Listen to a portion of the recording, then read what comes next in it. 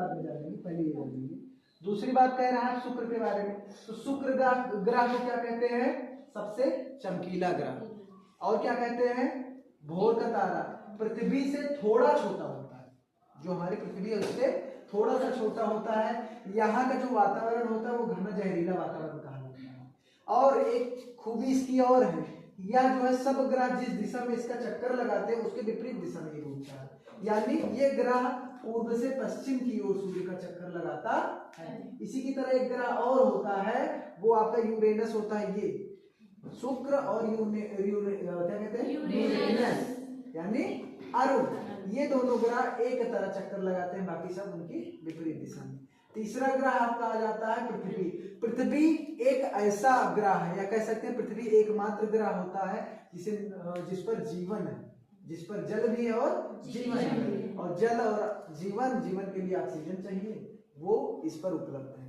पृथ्वी का रंग नीला भी इसीलिए होता है कि इसके 3 भाग में पानी होता है और 1 भाग में जीवन। इसके बाद आपका आ जाता है लाल ग्रह। कौन सा ग्रह? लाल ग्रह। लाल ग्रह मतलब मंगल ग्रह। और लाल ग्रह होता है किसके कारण? आयरन ऑक्साइड के कारण। आयरन ऑक्साइड के कारण होता है, जिस पर पतला कार्बन डाइऑक्साइड का वातावरण भी होता है। ठीक है, जिसे कहते हैं फोबोस और डेमोस कहते हैं।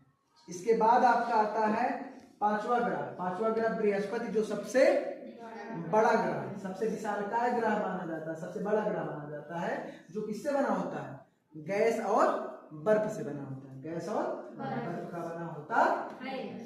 ठीक, इसमें तो कई सारी चंद्रमा है, मतलब 50+ चंद्रमा। ठीक, और सौर मंडल का सबसे छोटा संस्करण भी इसी को मानते हैं। इसके बाद आपका आता है कौन सा ग्रह? सैटर्न यानी शनि।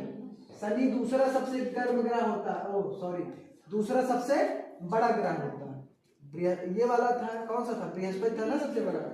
बृहस्पति के बाद शनि जो होता है दूसरा सबसे बड़ा ग्रह होता है। इस पर ये भी किसका बना होता है?